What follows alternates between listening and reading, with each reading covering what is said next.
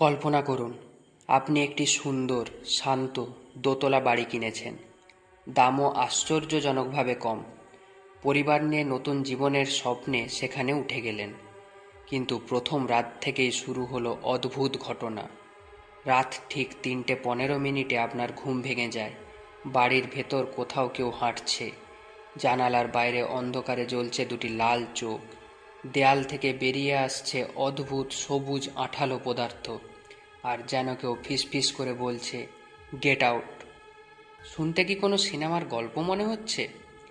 অবাক করার বিষয় হলো, এই বাড়িটি সত্যিই আছে। নিউ ইয়র্কের লং আইল্যান্ডের ছোট্ট শহর অ্যামিটিভিলে অবস্থিত এই বাড়িটি আজও বিশ্বের সবচেয়ে আলোচিত হরর হাউসগুলোর একটি।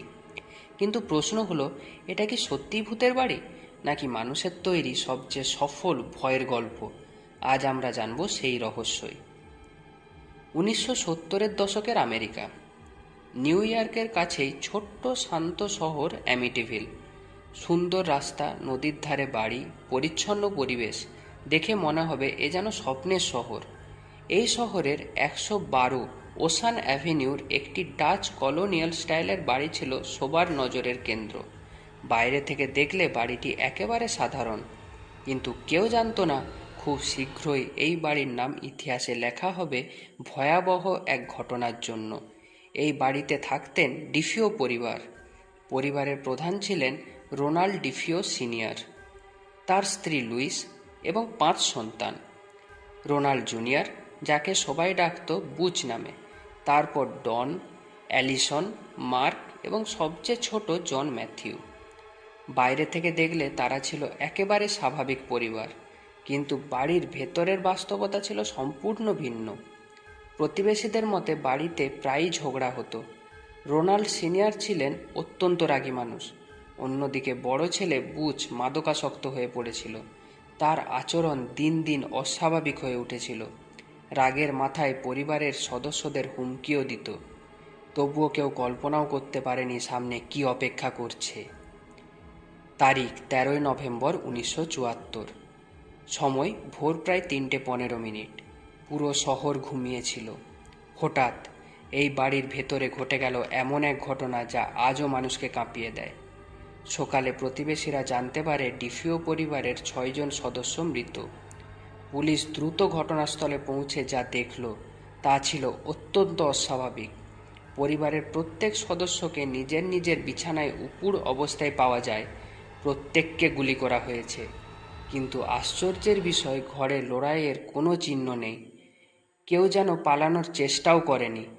এতগুলো গুলি চললেও আশেপাশের মানুষ শব্দ শোনেনি বলে জানায়। প্রথম দিকে বড় ছেলে রোনাল্ড বুচ ডিফিও জুনিয়র পুলিশকে জানায় একজন মাফিয়া সদস্য এসে সবাইকে হত্যা করেছে। পুলিশ তদন্ত শুরু করে, কিন্তু খুব দ্রুত তার বক্তব্যে অসংখ্য অসঙ্গতি ধরা পড়ে। দীর্ঘ জিজ্ঞাসাবাদের পর বুচ ভেঙে পড়ে। অবশেষে সে স্বীকার করে পরিবারের সবাইকে সে নিজেই হত্যা করেছে, একটি .35 ক্যালিবার মার্লিন রাইফেল ব্যবহার করে। পরে আদালতে সে দাবি করে, আমি কণ্ঠস্বর শুনতাম, কেউ আমাকে এটা করতে বলেছিল।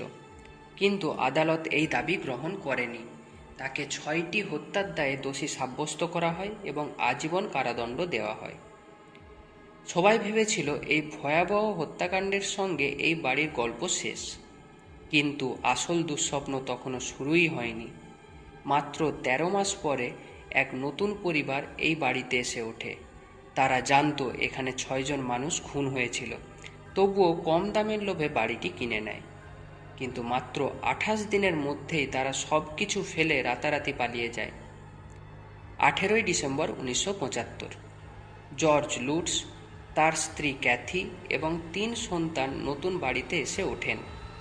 বাড়িতে ওঠার দিন একজন ক্যাথলিক পুরোহিতকে ডাকা হয়। পুরোহিত বাড়ির একটি ঘরে ঢুকতেই হঠাৎ যেন কানে ভেসে আসে একটি কর্কশ কণ্ঠ, গেট আউট। তিনি চমকে ওঠেন। চারপাশে কেউ নেই। তিনি বাড়ির মালিকদের কিছু না বলে শুধু সতর্ক করে দেন। পরে তিনি দাবি করেন বাড়ি থেকে বেরিয়ে যাওয়ার পর তার শরীরে অদ্ভুত অসুস্থতা দেখা যায়। এই ঘটনার সত্যতা নিয়ে আজও বিতর্ক রয়েছে, কিন্তু এটিই ছিল লুটস পরিবারের প্রথম অস্বস্তিকর অভিজ্ঞতা। কয়েকদিনের মধ্যেই জর্জ লক্ষ্য করেন প্রতিদিন রাত 3:15 তার ঘুম ভেঙে যাচ্ছে। ঘড়ির কাঁটা যেন ঠিক সেই সময়ই তাকে জাগিয়ে দিচ্ছে। তিনি উঠে বাড়ির ভেতরে হাঁটতেন। অদ্ভুত এক অস্বস্তি তাকে ঘিরে ধরত। পরে তিনি জানতে পারেন ডিফিও পরিবারের হত্যাকাণ্ডও ঘটেছিল আনুমানিক 3:15। এটা কি কেবলই কাকতালীয় ঘটনা, নাকি অন্য কিছু? দিন যত গড়াতে লাগলো, বাড়ির পরিবেশ ততই বদলাতে লাগলো। কিছু কিছু ঘর সব সময় বরফের মতো ঠান্ডা থাকতো। হিটার ঠিকমতো চললেও সেই ঠান্ডা কমতো না। কখনো হঠাৎ পচা গন্ধ ভেসে আসতো, আবার কয়েক মিনিটের মধ্যেই গন্ধ উধাও হয়ে যেত। দরজার ফাঁক থেকে সবুজ আঠালো পদার্থ বের হওয়ার কোথাও তারা দাবি করেন। শীতের মাঝামাঝি সময়ে বাড়ির একটি ঘরে অস্বাভাবিক সংখ্যক মাছি দেখা যায়। এত ঠান্ডায় মাছির উপস্থিতি তাদের আরও অস্বস্তিকে বাড়িয়ে তোলে। সবচেয়ে বেশি পরিবর্তন দেখা যায় জর্জের মধ্যে। তিনি ক্রমশ চুপচাপ হয়ে পড়েন, পরিবারের সঙ্গে কম কথা বলতে শুরু করেন। প্রায় সারাদিন ফায়ারপ্লেসে কাঠ জ্বালিয়ে বসে থাকতেন। তার সবসময় প্রচণ্ড ঠান্ডা লাগতো, রাগ বেড়ে গিয়েছিল। পরিবারের সদস্যরা বুঝতে পারেন জর্জ যেন আগের সে মানুষটি নেই। একদিন ছোট মেয়ে মিসি জানায় তার একটি নতুন বন্ধু হয়েছে। বন্ধুটির নাম জোডি। কিন্তু আশ্চর্যের বিষয়, বাড়ির অন্য কেউ সেই বন্ধুকে দেখতে পায় না।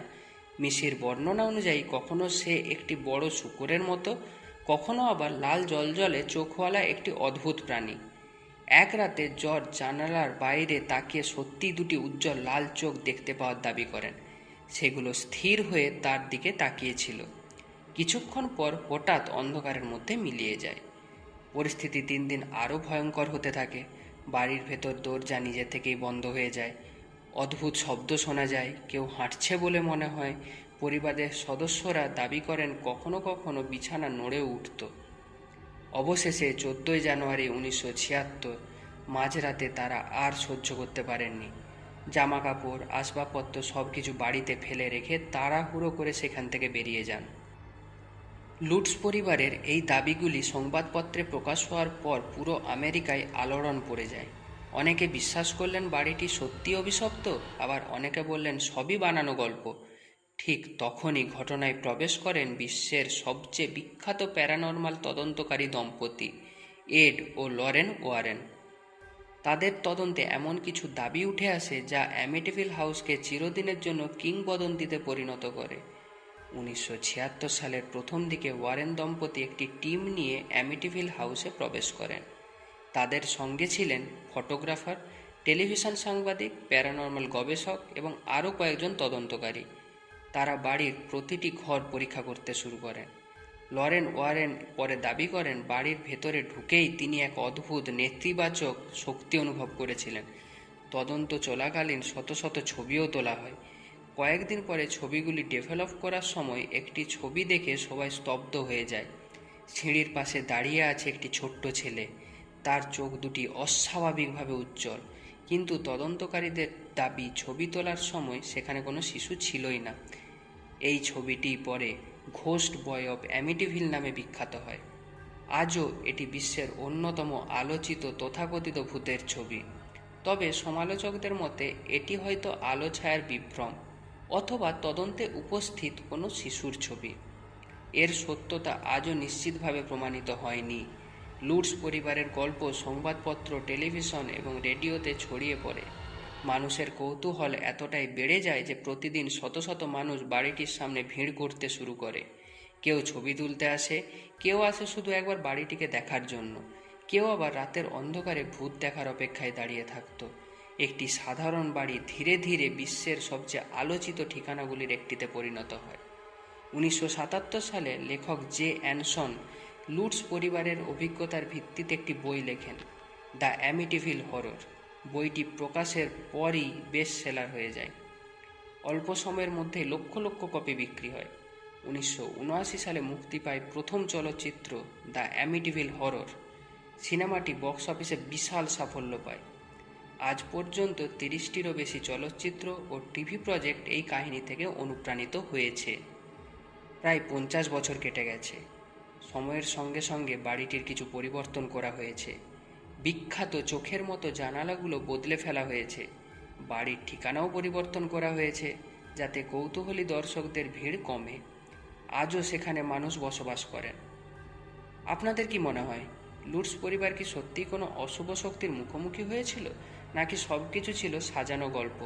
আপনার মতামত কমেন্টে অবশ্যই লিখুন। যদি এই ভিডিওটি ভালো লেগে থাকে তাহলে লাইক করুন, চ্যানেলটি সাবস্ক্রাইব করুন আর বেল আইকনটি অন করে রাখুন, কারণ পরের পর্বে আমরা নিয়ে আসব বিশ্বের আরেকটি বাস্তব রহস্য যা আজও সম্পূর্ণভাবে সমাধান করা যায়নি। ততক্ষণ পর্যন্ত ভয়কে নয়, সত্যকে খুঁজে চলুন।